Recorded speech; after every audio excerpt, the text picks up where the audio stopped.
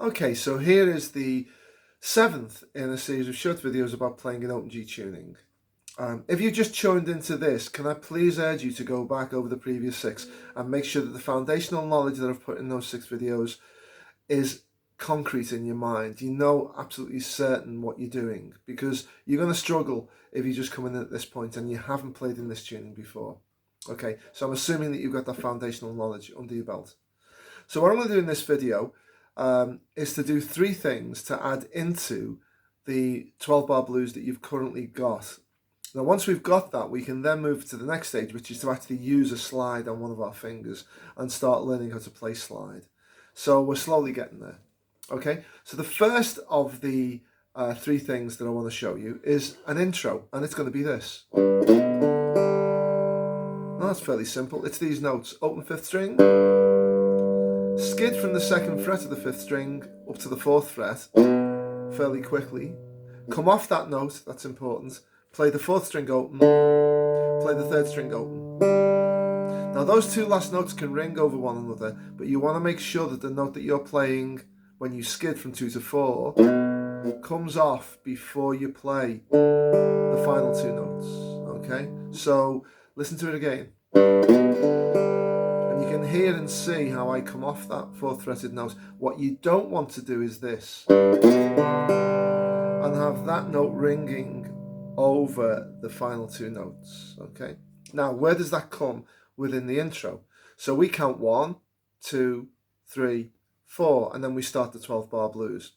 Right, so in between each of those counts there is a space, and what we're going to do is, if we have a 4 count, in between the 3rd beat and the 4th beat count before we start the 12 bar, that's where you start the intro riff. So listen and you'll get it.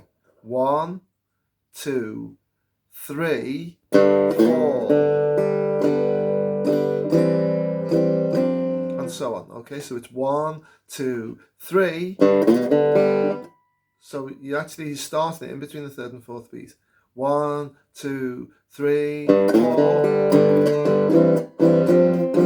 and so on. Okay, so that's the first thing.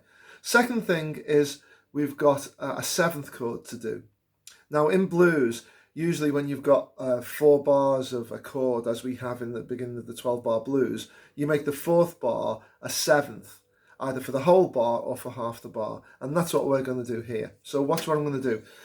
Firstly, we need to know how to do a 7th in this tuning. So like with standard tuning, let's relate to that. Always relate back to what you know. So if we were in standard tuning and we did that, we'd know that's a G chord, and we know that if we took that note of the G chord and took it down 2 frets and then put the other 2 remaining notes in of the G, we would have a G7, and we'd have a G and a G7, and you know how to do that. Well, let's examine what happens when you do that in standard tuning. You're taking a high G note down to an F. So if we put an F note into a G chord, we will get a 7th sound. So we can do that in this tuning, except that we don't need to play the G chord, it's already there. So let's look for an F that we can put in. Simple, okay, we're at D, G, D, G, B, D. So if that's D, move up 1, it's D sharp, move up 2, it's E, move up 3, it's F. So we could put it in there, but I'm not going to. And it should be logical why I'm not doing it. And the reason I'm not doing it there is because I'm not playing over that part of the chord structure when I'm playing this 12 bar. I'm playing over the lows to mids, and I told you to avoid the high. That we're going to leave for the lead break when we come to it. So we need another D. Well, that's easy enough. We've got D at the nut, we've got G, we've got D. So 4th string is D. If I go up, D sharp, E, F. And it just so happens that that F note is what we're putting into the riff of. Okay, so watch me now do the intro, and at the end of the 4th bar, for the last 2 beats, you'll hear me do an F note into the G, and therefore it'll sound like a G7. Okay, so here we go. 1, 2, 3, 4. 1, 2, 3, 4, 2, 2, 3, 4, 3, 2, 3, 4, 4, 2, 3, 4. Now all I did is I've held that note down. Don't be confused by what's happening with these fingers. It's just that one note, because the addition of that note into the G chord will make the G7 sound. Okay, so if you didn't get that quite, rewind the video and go back over that. It's on the 3rd and the 4th beats. Then we can progress on to the rest of the playing. And finally we need a turnaround that sounds a bit different. So rather than strumming the turnaround, we're going to do this. So I'm going to take it from the 9th bar. The 9th bar in this 12-bar blues is D. Okay, that goes down to C for the 10th bar. The 11th bar is G, and the 12th bar is D. So I'm going to take the last 2 bars and I'm going to do something different. So watch, here's the 9th bar, 2, 3, 4. Here's the 10th bar, 1, 2, 3, 4. Here's the 11th bar. Now watch, this is what we do. We do 1 strum of the G. Then what we do is we use the middle 2 fingers and we go on string 4 and 2.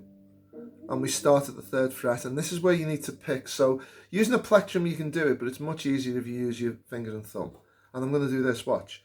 I'm going to play these 3 strings, 4, 3 and 2. Then I'm going to move down and do 4, 3 and 2. Then I'm going to move down and do 4, 3 and 2.